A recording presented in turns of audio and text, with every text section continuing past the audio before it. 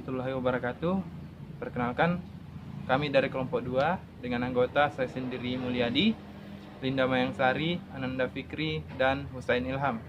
Ya, pada video kali ini kita akan menjelaskan tentang alat yang kami buat. Dan pada video ini juga kita akan menjelaskan tentang sub-sub materi dari alat yang akan kami buat. Di antaranya adalah yang pertama, kita akan menjelaskan tentang apa itu pendeteksi suhu dan kelembaban. Yang kedua, apa tujuan dari alat ini dibuat. Kemudian yang ketiga, manfaat dari alat ini. Kemudian yang keempat, alat dan bahan yang digunakan untuk membuat alat ini. Kemudian yang kelima, prinsip kerja rangkaian. Yang keenam, itu penggunaan pin. Serta yang ketujuh adalah kelebihan dan kekurangan. Ya, mungkin langsung saja ke pembahasannya. Untuk pembahasan yang pertama, saya persilahkan kepada rekan saya. Assalamualaikum warahmatullahi wabarakatuh. Perkenalkan, nama saya Linda Mayangsari. Di sini saya akan menjelaskan pendeteksi suhu dan kelembapan berbasis IoT, di mana pendeteksi suhu dan kelembapan adalah alat yang berfungsi mendeteksi suhu dan kelembapan suatu area tertentu, kemudian menampilkannya dalam bentuk grafik yang terdapat pada aplikasi yang telah dibuat dengan media jaringan untuk mengirim informasi. Tujuan dari pembuatan alat ini adalah untuk mengetahui suhu dan kelembapan suatu area global menggunakan jaringan internet, dan manfaat dari alat ini adalah mempermudah seseorang dalam memantau kondisi suatu lokasi, khususnya suhu dan kelembapan. Sekian dari saya. Assalamualaikum warahmatullahi wabarakatuh. Baik, itulah tadi pemaparan materi dari rekan saya Linda Mayangsari. Dan untuk pemaparan materi berikutnya akan dipaparkan oleh rekan saya. Perkenalkan, nama saya Ananda Fikri. Saya akan menjelaskan tentang alat dan bahan yang digunakan untuk membuat pendeteksi suhu dan kelembaban berbasis IoT. Nah, untuk alat yang pertama yaitu NodeMCU. NodeMCU adalah sebuah platform IoT yang bersifat open source dan terdiri dari sebuah perangkat keras yang berupa sistem on-chip ESP8266. Nah, NodeMCU ini memiliki standar tegangan berupa 3,3 volt untuk dapat berfungsi. Nah, kemudian untuk alat yang kedua yaitu sensor DHT11. Sensor ini adalah modul sensor yang berfungsi untuk memindai objek suhu dan kelembaban yang mengeluarkan output tegangan analog untuk dapat diolah lebih lanjut menggunakan microcontroller.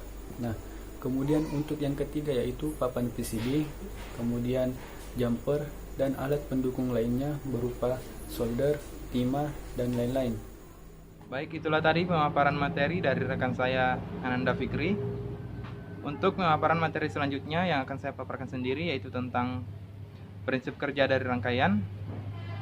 Langsung saja ke materinya.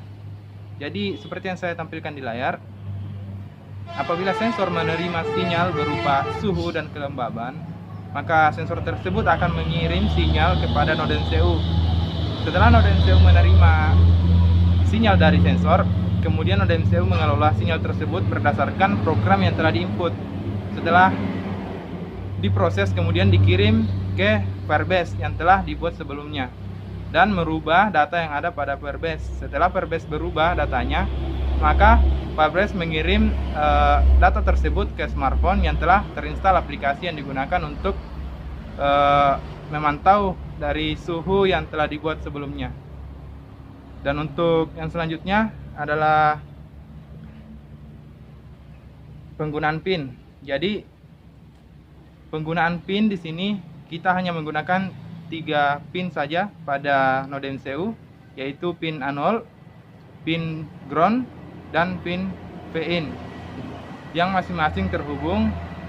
Untuk A0 sendiri terhubung ke kaki D daripada sensor, yaitu kaki data. Kemudian yang kedua adalah kaki ground yang terhubung ke kaki ground pada sensor. Dan untuk yang ketiga adalah kaki Vin yang terhubung ke kaki tegangan pada sensor. Dan untuk menyalakan dari alat ini kita menggunakan charger HP yang tegangan outputnya itu 5 volt. Dan untuk yang selanjutnya yaitu kelebihan dan kekurangan. Jadi alat ini tuh memiliki kelebihan serta kekurangan, yang diantaranya pertama itu dapat dipantau dari jauh. Ini termasuk kelebihan dikarenakan kita menggunakan jaringan internet. Yang kedua itu untuk kelebihannya adalah lebih murah dikarenakan alat ini hanya menggunakan satu sensor dan satu microcontroller. Dan untuk yang ketiga, untuk kelebihannya yaitu perawatan yang mudah. Untuk kelemahan sendiri yaitu gangguan jaringan. Dikarenakan kita menggunakan internet sehingga gangguan jaringan ini sangat berpengaruh. Tentunya tidak semua tempat mendukung jaringan yang stabil. Yang kedua adalah tidak akurat. Kemudian yang ketiga itu maksimal 50 derajat. Jadi sensor ini hanya bisa mengukur suhu 50 derajat. Apabila di atas 50 derajat, maka sensor ini tidak bekerja untuk mengukur suhu tersebut. Kemudian keempat itu yang terakhir untuk rentan rusak, ya karena alat ini sederhana dan ditempatkan di luar ruangan atau tempat yang terbuka sehingga rentan terjadi kerusakan. Ya mungkin itu saja. Ya mungkin itulah tadi pemaparan materi dari kelompok kami. Apabila terdapat kekurangan, mohon dimaafkan. Sekian dari kelompok kami. Assalamualaikum warahmatullahi wabarakatuh.